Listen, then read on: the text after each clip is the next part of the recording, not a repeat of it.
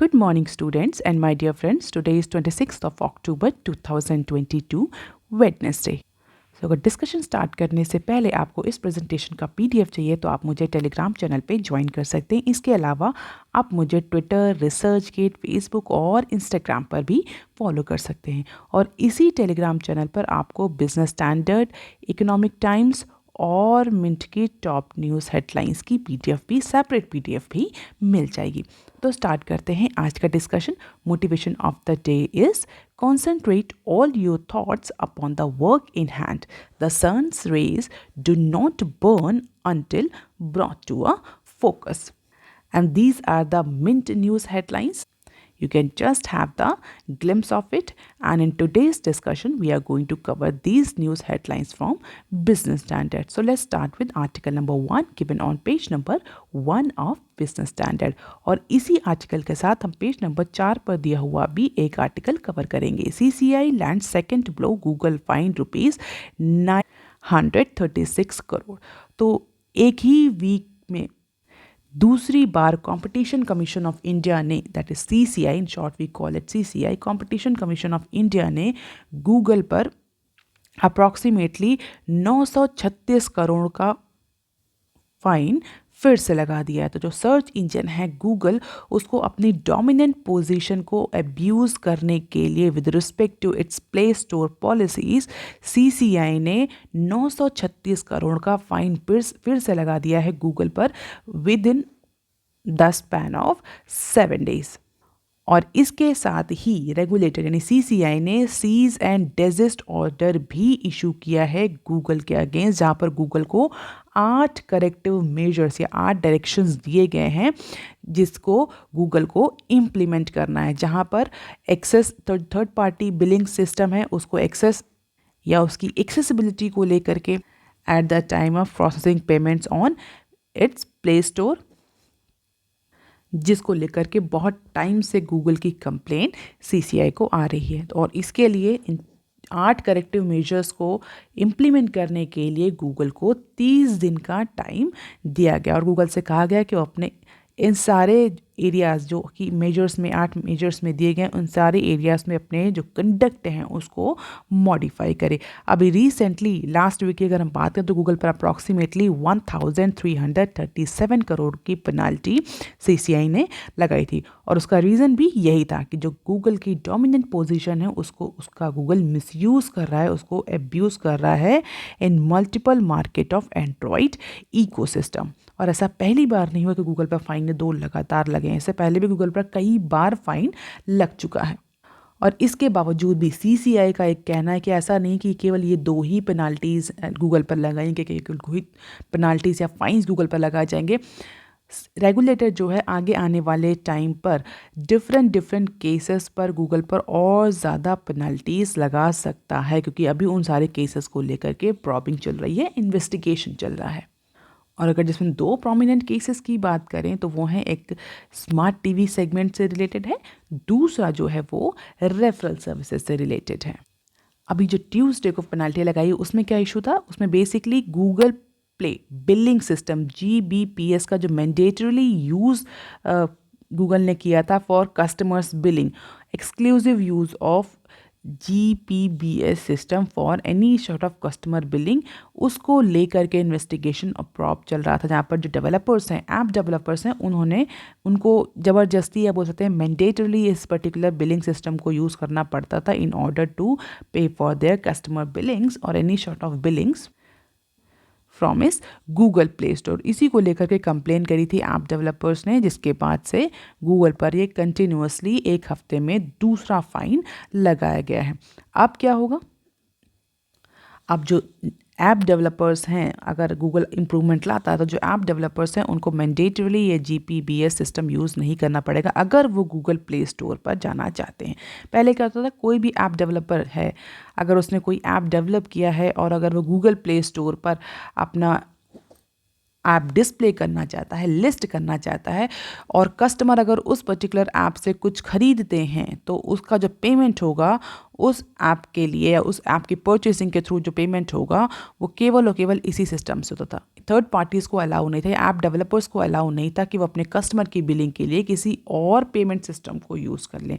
इसी को लेकर के CCI ने अप्रॉक्सीमेटली 936 करोड़ का फाइन गूगल पर लगा दिया है, क्योंकि CCI का एक कहना है कि इस तरह की जो प्रैक्टिसेस हैं वो अनफेयर कंडीशंस हैं, अनफेयर ट्रेड प्रैक्टिसेस हैं ऑन ऐप डेवलपर, और जिसकी वजह से जो ऐप डेवलपर्स हैं वो गूगल प्ले स्टोर पर अपना ऐप लिस्ट करने के लिए उनको एक हैफ्टी अमाउंट पे करना पड़ता था for using this billing system. और इसी प्रोविज़न को लेकर के CCI ने गूगल पर penalty impose करी है। So these are the directives that has been given to Google for improving its conduct on different areas। तो सबसे पहला जो इशू है वो थर्ड पार्टी बिलिंग सिस्टम को लेकर के, इसके बाद प्राइस रिलेटेड सिस्टम को लेकर के भी है, ट्रांसपेरेंसी पर भी गूगल को कुछ रिकमेंडेशंस दी गई हैं, unambiguous payments policy, discriminant payment policy and discrepancy against the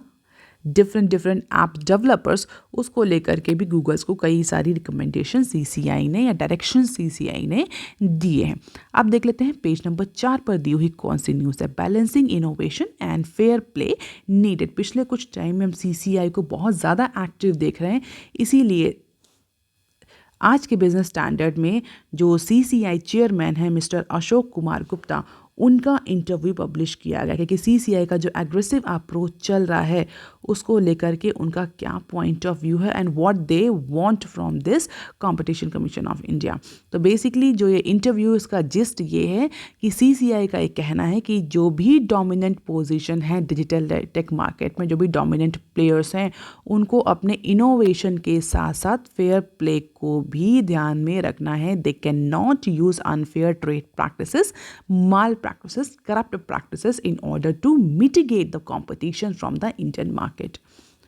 और CCI का भी यही अप्रोच है। CCI भी यही चाहता है कि इनोवेशन भी प्रमोट हो, उसके साथ साथ जो बड़े बड़े प्लेयर्स हैं वो छोटे छोटे प्लेयर्स को प्रॉपर स्पेस दें ऑपरेट करने के लिए, फेयर प्ले हो, एक लेवल फील्ड प्रोवाइड करी जाए सारे ही कॉम्पिटिटर्स को, जिससे कि जितने भी प्लेयर हैं उनको इक्वल और फेयर चांस मिले मार्केट सेगमेंट में सक्सीड होने के लिए। तो इसीलिए जो रिसेंट टाइम में पेनल्टीज़ देखने को मिल रही हैं वो CCI इम्पोज कर रही है, क्योंकि टेक्नोलॉजी के साथ बहुत चैलेंजिंग हो गया है कंपटीशन को मैनेज करना, मोर स्पेसिफिकली वर्चुअल कंपटीशन को या वर्चुअल बिजनेस कंपटीशन को। And that is why the competition amendment bill has been mooted, keeping in view the significant growth of Indian market and different paradigm shifts, especially in case of technological development. And that is why now India is at the verge of having the amended Competition Act। तो overall यही interview का gist है। If you are interested you can read it in detail. आप देख लेते हैं article number 3 that is given on page number 4 of Business Standard. Cut off rates on state bonds jump 12%। जो central government अगर market से पैसा उठाती, public से पैसा लेती, तो उसको बोलते हैं, उसमें जो सर्टिफिकेट देता है उसको बोलते हैं गवर्नमेंट सिक्योरिटीज़। जो बॉन्ड्स होते हैं वो जो गवर्नमेंट बॉन्ड इशू करती है सेंट्रल गवर्नमेंट, उसको बोलते हैं गवर्नमेंट सिक्योरिटीज़। जो स्टेट गवर्नमेंट बॉन्ड इशू करती हैं उसको बोलते हैं हम SDL, that is state development loan. तो ये आप याद रख सकते हैं। अब देख लेते हैं न्यूज़ क्या है। रिसेंटली जो स्टेट्स गवर्नमेंट है उनका बॉन्ड ऑक्शन जो ट्यूसडे को हुआ, उसके बाद जो weighted average cut off yield है वो अप्रॉक्सीमेटली 12% या 12 BPS पॉइंट से इंक्रीज होकर के अप्रॉक्सीमेटली 7.84% तक हो गई। क्यों? क्योंकि अगर हम स्टेट गवर्नमेंट्स के बॉन्ड ऑक्शन को देखें ज़्यादा डिटेल में, तो कुछ स्टेट्स ऐसे हैं जिन्होंने बहुत ज़्यादा अमाउंट का लोन मार्केट से उठाया है थ्रू लॉन्ग टेन्योर इंस्ट्रूमेंट। जो बॉन्ड्स इशू किए हैं स्टेट गवर्नमेंट ने वो 1 ईयर या 2 ईयर्स के नहीं हैं, लॉन्ग टेन्योर के बॉन्ड्स हैं, लॉन्ग टेन्योर के SDL हैं, जिसकी वजह से जो weighted average cut off yield है वो ट्यूसडे को 12% से इंक्रीज हो गई। और अगर पिछले ऑक्शन को देखें तो पिछले ऑक्शन में जो ये वेटेड एवरेज कट ऑफ था उसके बाद जो यील्ड थी बॉन्ड यील्ड वो अप्रॉक्सीमेटली 7.72 थी, तो 7.72 से इंक्रीज होकर के 7.84 तक पहुंच गई है। उसका रीज़न जो है कि कुछ स्टेट्स ने बहुत ज़्यादा अमाउंट में लोन जो है फंड जो है वो रेज़ किया है थ्रू SDLs और स्पेशली लॉन्ग टर्म बॉन्ड्स के थ्रू। और अगर देखा जाए जो वेस्ट बंगाल के डीलर्स हैं, उत्तर प्रदेश के डीलर्स हैं, उनका ये कहना है कि अप्रॉक्सीमेटली 15 से 17 साल की मैच्योरिटीज़ के थ्रू स्टेट गवर्नमेंट ने जो बॉन्ड है वो जो फंड है वो रेज किए हैं with cut off yield above than 7.9%। It means states ने कॉस्टलियर बोरोइंग करी है स्पेशली यूजिंग लॉन्ग टेन्योर 15 से 17 साल के मेच्योरिटी के जो बॉन्ड्स हैं उनके थ्रू। अप्रॉक्सीमेटली 14 स्टेट गवर्नमेंट ने 25,000 करोड़ का फंड केवल और केवल ट्यूसडे को उठाया है मार्केट से। That is approximately 3% higher than the this week third quarter academic calendar auction calendar expectation. तो जो एक्सपेक्टेशन थी या जो कैलकुलेशन किया गया था थर्ड क्वार्टर के ऑक्शन के लिए उससे 3% ज़्यादा फंड रेज किया है स्टेट गवर्नमेंट्स ने। 14 स्टेट्स गवर्नमेंट ऐसी हैं जिन्होंने 3% ज़्यादा फंड रेज किया है एज पर their third quarter auction calendar. और ये किसका कहना है? ये कहना है रेटिंग एजेंसी ICRA का। एंड डेफिनेटली जिसकी वजह से नियर टर्म में अगर इतना फंड रेज होता तो नियर टर्म के जो बॉन्ड्स हैं, जो शॉर्ट टर्म के बॉन्ड्स पर प्रेशर आता है, इसीलिए जो स्टेट गवर्नमेंट्स हैं उन्होंने लॉन्ग टर्म के इंस्ट्रूमेंट यूज़ किए हैं। और ऐसा कहा जा रहा है इसकी वजह से जो बॉन्ड प्राइस है उसका इम्पैक्ट नियर टर्म में देखने को मिलेगा। अगर हम 10 ईयर सेंट्रल गवर्नमेंट जी सिक्योरिटीज़ की बात करें तो उसमें भी अप्रॉक्सीमेटली 7.44% की यील्ड चल रही है, जो कि पिछले लास्ट ट्यूसडे में अप्रॉक्सीमेटली 7.4 थी। तो उसमें भी थोड़ा सा इंक्रीज हमें देखने को मिला है because of this pressure by state government. तो 14 जो स्टेट्स हैं उन्होंने तो 3% ज़्यादा फंड रेज किया है, लेकिन कितने अप्रॉक्सीमेटली कितनी स्टेट गवर्नमेंट ने और यूटीज़ ने फंड रेज किया तो हम बात करते हैं अप्रॉक्सीमेटली 22 स्टेट गवर्नमेंट्स और 2 यूनियन टेरिटरीज़ ने स्टेट डेवलपमेंट लोन के थ्रू SDL के थ्रू 3.5 ट्रिलियन का फंड केवल और केवल ट्यूसडे को रेज किया है।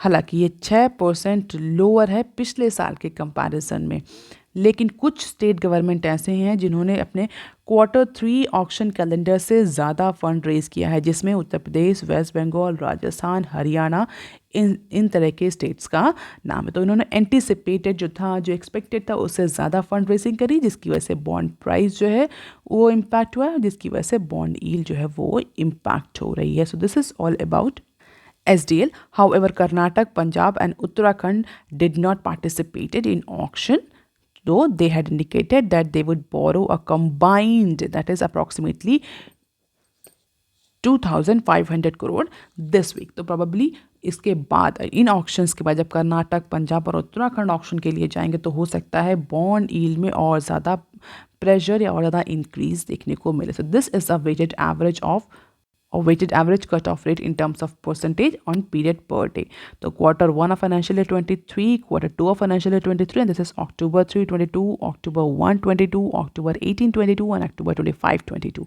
तो हम देख सकते हैं कितना फ्लक्चुएशन केवल अक्टूबर में देखने को मिल रहा है और पिछले क्वार्टर्स की ये परफॉर्मेंस रही है। इस बार ऐसा एंटिसिपेट किया जा रहा है कि अगर यही परफॉर्मेंस रही SDLs की, इसी तरह से जो स्टेट्स हैं वो लोन रेस करती रही या फंड रेस करती रही थ्रू SDL, तो डेफिनेटली ये जो कट ऑफ रेट है ये और ज़्यादा इंक्रीज हो सकता है। आप देख लेते हैं article number 3 that is given on page number 6 of Business standard. China's budget deficit hits all time high nears $1 trillion. तो इंडिया में जिस तरह से फिजिकल डेफिसिट बढ़ रहा है, एक्सटर्नल इंटरनल इम्बैलेंसेस हो रहे हैं, ऐसा नहीं कि सिर्फ इंडिया जैसे कंट्री में ही हमें देखने को मिल रहा है, कि केवल इंडिया में ही हमें देखने को मिल रहा है। जो हमारे नेबलिंग कंट्रीज हैं they are also facing the very same problem. जैसा कि हम चाइना की बात करें, मोर पर्टिकुलरली चाइना से इंडिया का बहुत ज़्यादा कंपैरिजन किया जाता है। अगर हम चाइना को देखें तो चाइना का जो फिजिकल डेफिसिट है वो अपने ऑल टाइम हाई पॉइंट पर पहुंच गया है पहली बार first 9 months as covid outbreak. And a housing market slump continue to erode the government income. तो चाइना का जो फिजिकल डेफिसिट है वो अपने ऑल टाइम हाई पॉइंट पर पहुंच गया in the first 9 month of this particular calendar year. तो अगर डेफिसिट देखा जाए तो अप्रॉक्सीमेटली डॉलर 980 बिलियन का डेफिसिट रहा है on all level of government. तो if you see the numbers तो 1 ट्रिलियन तक डेफिसिट पहुंचने वाला है चाइना का, और अभी तक का ये सबसे highest state deficit physical deficit है इन केस ऑफ चाइना इस इकोनॉमी। और ये पिछले साल के कंपैरिजन में जब युआन का शॉर्टफॉल देखने को मिला था अप्रॉक्सीमेटली 2.6 ट्रिलियन, जो युआन शॉर्टफॉल था जुलाई और सितंबर के पीरियड में लास्ट ईयर, उससे 3 टाइम्स ज़्यादा है। और चाइनीज़ गवर्नमेंट का अगर हम मेजर देखें तो they are struggling to meet their expenses, massive tax rebates कर रही है चाइना की government. Persistent housing market crisis की वजह से गवर्नमेंट की इनकम जो है वो भी इम्पैक्ट कर रही है। तो गवर्नमेंट की इनकम इम्पैक्ट कर रही है, उसके अलावा कोविड का आउटब्रेक डिफरेंट डिफरेंट सिटीज़ में देखने को मिल रहा है, मैसिव टैक्स रिबेट्स हो रहे हैं, जिसकी वजह से ये जो डेफिसिट है ये और ज़्यादा इंक्रीज़ हो रहा है। क्योंकि अगर मेजर सिटीज़ को देखा जाए तो रिपीटेड आउटब्रेक की वजह से चाइना जो जीरो कोविड पॉलिसी है उसकी वजह से जो इनकम है, टैक्स है, मार्केट है, वो सारा इम्पैक्ट कर रही है, जिसकी वजह से जो चाइना है वो फिलहाल के लिए अपना जो $1 ट्रिलियन के बजट डेफिसिट पर पहुंच गया। अब देख लेते हैं some other news clips. RBI liquidity infusion targets largest since April 2019 as surplus cash dries up। अक्टूबर 21 में रिजर्व बैंक ऑफ इंडिया ने अभी तक का सबसे लार्जेस्ट अमाउंट का फंड इन्फ्यूजन किया है into banking system in 3.5 year. तो पिछले 3.5 सालों में सबसे ज़्यादा जो फंड इन्फ्यूजन आरबीआई ने किया है वो अक्टूबर 21 को किया है। That indicates that surplus cash with banks is drying up at an accelerated pace. क्योंकि इंडिया में इस समय फेस्टिव सीजन चल रहा है, जिसकी वजह से डिमांड तो बढ़ ही रही है, उसकी एंटिसिपेशन की वजह से रिजर्व बैंक ऑफ इंडिया ने 21 अक्टूबर को ये बहुत ह्यूज अमाउंट का कैश जो इन्फ्यूजन है, कैश इन्फ्यूजन है, लार्जेस्ट अमाउंट का जो फंड है वो इन्फ्यूज़ किया है। क्योंकि आरबीआई को भी कहीं ना कहीं एंटिसिपेटेड था कि जिस तरीके से लिक्विडिटी चल रही है मार्केट में, फेस्टिव सीजन में डिमांड को अगर सस्टेन करना है, सपोर्ट करना है, तो मार्केट में सफिशिएंट लिक्विडिटी होना ज़रूरी है, बैंक्स के पास सफिशिएंट लिक्विडिटी होना ज़रूरी है। बट रिसेंट टाइम में because of the increasing credit rate जो बैंक्स थे वो ड्राई अप चल रहे थे अपने कैश, तो कैश को इन्फ्यूज़ करना बहुत ज़रूरी था। अप्रॉक्सीमेटली 72,000 करोड़ का जो लिक्विडिटी है वो रिजर्व बैंक ऑफ इंडिया ने इन्फ्यूज़ करी है अक्टूबर 21 में, जो अप्रैल 30 से लेकर के अप्रैल 2019 अगर देखें तो अभी तक का सबसे बड़ा अमाउंट है। और 21 अक्टूबर के बाद अप्रॉक्सीमेटली 24 अक्टूबर को फिर रिजर्व बैंक ऑफ इंडिया ने 62,000 करोड़ का जो फंड है, जो लिक्विडिटी है वो इन्फ्यूज़ करी है बैंकिंग सिस्टम में। और जिस तरीके से लिक्विडिटी टाइटनिंग हो रही है because of the abrupt monetary policy tightening, उसको देखते ऐसा कहा जा रहा है कि अभी आगे आने वाले टाइम में जो कैश का जो ड्राई अप है ये भी आगे आने वाले टाइम में और समय तक मेंटेन रह सकता है। अब देख लेते हैं next clip. CAG looks to conduct audit of country's health care. तो CAG stands for controller and an auditor general of India, जिसको हम शॉर्ट फॉर्म में कैग भी बोलते हैं। तो फिलहाल के लिए CAG is all set for what, for comprehensive audit of country's health care system. और सबके लिए एक डिफरेंट अप्रोच कैग अडॉप्ट करेगा, जो कि पहले ऑडिटिंग का अप्रोच था, जो अर्लियर एक्सरसाइजेस थी उससे डिफरेंट अप्रोच इस बार कैग अडॉप्ट करेगा in order to audit the country's health care segment.